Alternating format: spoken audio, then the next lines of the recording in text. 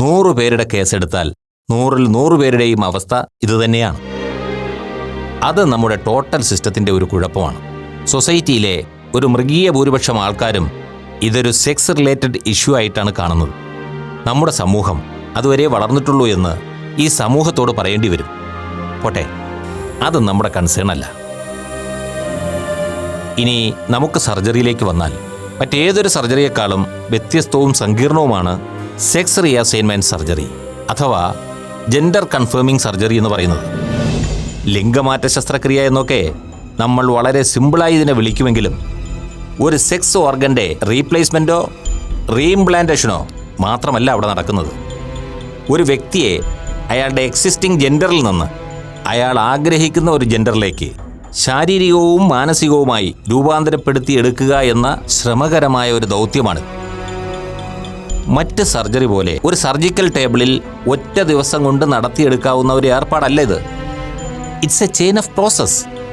4-5 ഘട്ടങ്ങളിലായി 1-2 വർഷം കൊണ്ട് പൂർത്തീകരിക്കുന്ന ഒരു പ്രക്രിയയാണിത്. കുറച്ചൊക്കെ അതേക്കുറിച്ച് ഞാനും മനസ്സിലാക്കിയിട്ടുണ്ട് ഡോക്ടർ. മെന്റലി ആൻഡ് ഫിസിക്കലി ഞാനതിന് പ്രിപ്പയർഡ് ആണ്. നോ അപൂർവ, യു ആർ സിംപ്ലി മിസ്റ്റേക്കൺ. വെറും ഗൂഗിളിലൂടെ നേടിയെടുത്ത ബേസുമായി മാത്രം അതിനെ സമീപിക്കരുത്. അത് നിങ്ങൾ വിചാരിക്കുന്നതിലും കോംപ്ലിക്കേറ്റഡ് ആയ ഒരു പ്രോസസ്സാണ്. പിന്നെ ഇത് വളരെ ലാഘവത്തോടെ കൈകാര്യം ചെയ്യുന്ന ഡോക്ടേഴ്സ് ഉണ്ടാവും. പക്ഷേ എൻ്റെ ഒരു അപ്രോച്ചും ആറ്റിറ്റ്യൂഡും അങ്ങനെയല്ല. അതെനിക്കറിയാം ഡോക്ടർ. അതുകൊണ്ടാണല്ലോ ഡോക്ടർ ജോബിനെ പോലൊരാൾ താങ്കളുടെ പേര് സജസ്റ്റ് ചെയ്തത്. ഡോക്ടർ, ഒരു കാര്യം ഞാൻ പറഞ്ഞോട്ടെ. കൗൺസിലിങ്ങിനൊഴിച്ച് ബാക്കി എന്തിനും ഞാൻ തയ്യാറാണ്. കൊള്ളാം. ആ എന്ന അക്ഷരം ഒഴിച്ച് അക്ഷരമാല മുഴുവനും പഠിച്ചു എന്ന് പറയുന്ന പോലൊരു തമാശയാണിത്.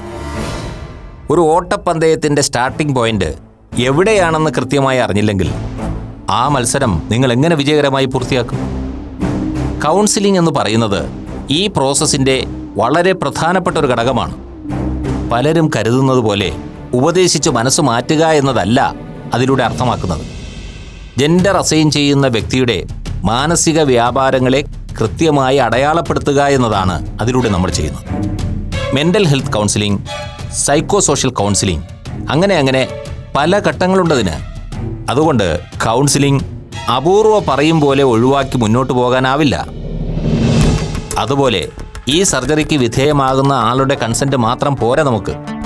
ആ വ്യക്തിയെ പൂർണ്ണമായും സപ്പോർട്ട് ചെയ്യുന്ന, സംരക്ഷിക്കാനും ശുശ്രൂഷിക്കാനും കഴിയുന്ന മറ്റൊരാളുടെ സമ്മതം കൂടി അതിനാവശ്യമായി വരും.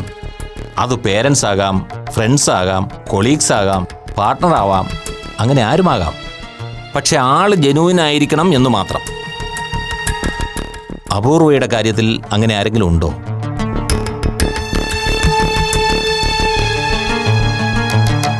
Do one thing. അപൂർവ ഇന്ന് വീട്ടിൽ ചെന്നിട്ട് മനസ്സൊരു ക്ലീൻ ബോർഡാക്കി വെച്ചിട്ട് ഒന്നേന്ന് ആലോചിച്ച് തുടങ്ങുക. ഒരു ജെൻഡർ കൺഫേമിംഗ് സർജറി തനിക്ക് ആവശ്യമുണ്ടോ, അതോ ഇപ്പോഴത്തെ ജെൻഡറിൽ തന്നെ തനിക്ക് ഇനിയും കണ്ടിന്യൂ ചെയ്യാൻ പറ്റുമോ എന്ന്. ഇനി അഥവാ പറ്റിയില്ലെങ്കിൽ ആരാവും തന്നെ അതിന് സഹായിക്കാൻ ഏറ്റവും ഉചിതമായ വ്യക്തി? ആദ്യം ഈ 2 ചോദ്യങ്ങൾക്കും അപൂർവ ഒരു ഉത്തരം കണ്ടുപിടിക്കണം. എന്നിട്ട് നമുക്ക് വീണ്ടും ഇരിക്കാം. എന്താ? ശരി ഡോക്ടർ, ഞാൻ എന്നാ വിളിച്ചിട്ട് വരാം. ശരി.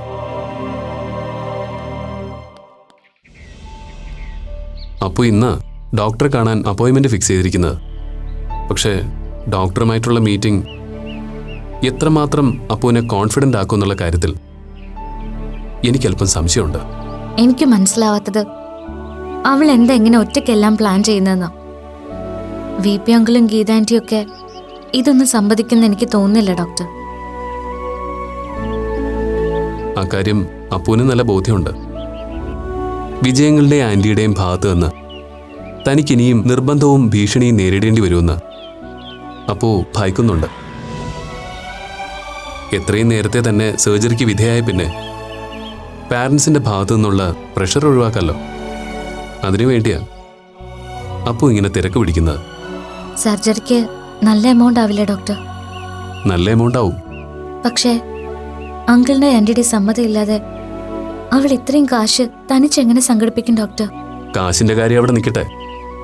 അല്ലാതെയും കുറെ കടമ്പകൾ അപ്പുവിനെ നേരിടേണ്ടി വരും. എൻ്റെ ഒരു അറിവ് വെച്ചിട്ടാണെങ്കിൽ ഈ സർജറിക്ക് ആ വ്യക്തിയുടെ കൺസെന്റ് മാത്രം പോരാ. ഒന്നുകിൽ രക്ഷിതാക്കളുടെ, അല്ലെങ്കിൽ നിയമപരമായി അവരെ ദത്തെടുക്കുന്ന ആൾക്കാരുടെ ആരുടെയെങ്കിലും കൺസെന്റോടുകൂടി മാത്രമേ ഈ സർജറി നടത്താൻ പറ്റുള്ളൂ. മിക്കവരുടെയും വീട്ടുകാരുടെ സമ്മതത്തോടെ ഈ സർജറി നടക്കാറില്ല. അതുകൊണ്ട് തന്നെ ഇവരിൽ പലരും അങ്ങോട്ടും ഇങ്ങോട്ടും ഇവരുടെ പാരന്റ്ഷിപ്പ് ലീഗലി ഹയർ ചെയ്യുക പതിവ്. അപ്പുവിനെ സംബന്ധിച്ച് അങ്ങനെ ഒരു ആക്സസും ആ കുട്ടിക്ക് ഇപ്പം ഇല്ലല്ലോ. ഇനി അഥവാ അങ്ങനെ ആരെങ്കിലും പാരന്റ്ഷിപ്പ് ഏറ്റെടുക്കാൻ തയ്യാറായാൽ തന്നെ സർജറിയുടെ കോംപ്ലിക്കേഷൻസ് വേറെയുണ്ട്. 1-2 വർഷം നീണ്ടു നിന്നേക്കാവുന്ന പല സ്റ്റേജുകളായിട്ടാണ് ഈ സർജറി കംപ്ലീറ്റ് ആവുന്നത്. അതൊക്കെ അപ്പുവിന് തനിച്ച് മാനേജ് ചെയ്യാൻ പറ്റുമെന്ന് എനിക്ക് തോന്നുന്നില്ല. നമുക്കതിൽ എന്ത് ചെയ്യാൻ പറ്റും ഡോക്ടർ? പോസിബിളായി ഒരു വഴിയേ ഞാൻ മുന്നിൽ കാണുന്നുള്ളൂ. പക്ഷേ അതിന് അപ്പു കൂടി മനസ്സ് വയ്ക്കണം. ഇമ്മീഡിയറ്റ് ഒരു സർജറിയിലേക്ക് പോവാതെ കുറച്ച് നാൾ കൂടി അപ്പുവിനെ നമ്മൾ ഹോൾഡ് ചെയ്യണം. ആ സമയം കൊണ്ട് അപ്പുവിൻ്റെ പാരൻസിനെ കാര്യങ്ങളൊക്കെ പറഞ്ഞ് കൺവിൻസ് ചെയ്യുക. ശേഷം വീട്ടുകാരുടെ സമ്മതത്തോടെയും സഹകരണത്തോടെയും സർജറി നടത്തുക. അങ്ങനെ ഒരു സമ്മതവും സഹകരണവും ഒക്കെ അവരുടെ ഭാഗത്തുനിന്ന് ഒരിക്കലും ഉണ്ടാവില്ല എന്ന് ഉറപ്പാ. പ്രത്യേകിച്ചും VP അങ്കിളുടെ ഭാഗത്തുനിന്ന്. ഗീതാൻറ്റിയുടെ സൈലന്റ് സപ്പോർട്ട് ഉണ്ടെന്ന് അപ്പുവുമായി സംസാരിച്ചതിൽ നിന്ന് എനിക്ക് മനസ്സിലാവുന്നത്. വിജയങ്കിളിനെ കൺവിൻസ് ചെയ്തെടുക്കാൻ ഒരു പരിധിവരെ ആൻറ്റിക്ക് കഴിഞ്ഞേക്കും. പിന്നെ ഞാനും ഡേസി ടീച്ചറും ഞങ്ങളുടെ മാക്സിമം ശ്രമിക്കും. ആ കൂട്ടത്തിൽ ഇയാളുടെ ചില സഹായങ്ങളും വേണ്ടിവരും കേട്ടോ. അതെന്നോട് പ്രത്യേകിച്ച് പറയേണ്ട കാര്യമില്ലല്ലോ ഡോക്ടർ. അപ്പുവിന് വേണ്ടി എന്ത് ചെയ്യാനും ഞാൻ ഒരുക്കാണ്. എങ്ങനെയെങ്കിലും അപ്പുനെ പഴയ ലൈഫിലേക്ക് നമുക്ക് കൊണ്ടുവരണം. അത് ലേശം ബുദ്ധിമുട്ടുള്ള കാര്യമോ സുഹൃത്തെ? ആ കുട്ടിയെ സംബന്ധിച്ചിടത്തോളം ഇനി പഴയ ലൈഫെന്നൊന്നില്ല. അപൂർവ എന്ന പെൺകുട്ടി ഇനി ഒരിക്കലും അപ്പുവിലുണ്ടാവില്ല. അപ്പുവിൻ്റെ കണ്ണിൽ അത് കഴിഞ്ഞ ജന്മമായിരുന്നു. പുതിയ ജന്മത്തിൽ അപ്പു പൂർണ്ണമായും ഒരു പുരുഷനായി മാറും. അപൂർവ എന്ന തൻ്റെ ഭൂതകാലത്തെ ഒരിക്കലും ഓർക്കാൻ ഇഷ്ടപ്പെടാത്ത ഒരു പുരുഷൻ. അതുവരെ മറ്റുള്ളവരോടുണ്ടായിരുന്ന അപ്രോച്ച് ആയിരിക്കില്ല അപ്പുവിന് അയാളുടെ പുതിയ ജന്മത്തിലുള്ളത്. കേട്ടിട്ട് എനിക്ക് നല്ല പേടി തോന്നുന്നുണ്ട്. അതിന്റെ കാരണം ഞാൻ പറയട്ടെ. ചുമ്മാ ഒരു ഗസ് വർക്ക്. അപ്പു പൂർണ്ണമായും ഒരു പുരുഷനായി മാറിക്കഴിഞ്ഞ അപ്പു തന്നെ പ്രപ്പോസ് ചെയ്യുമെന്ന് മാളവിക ഭയക്കുന്നു. ശരിയല്ലേ?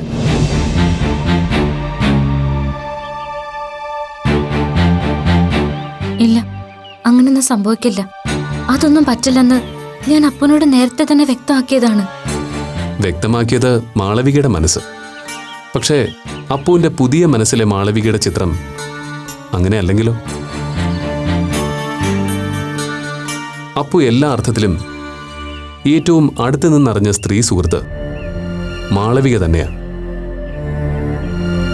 അതുകൊണ്ട് തന്നെ ഏറ്റവും കൂടുതൽ തന്നെ പുരുഷനായി അക്സെപ്റ്റ് ചെയ്യാനും മാളവികയ്ക്ക് കഴിയുമെന്ന് അപ്പു ചിന്തിച്ചാൽ അതിനയാളെ കുറ്റം പറയാൻ പറ്റില്ല.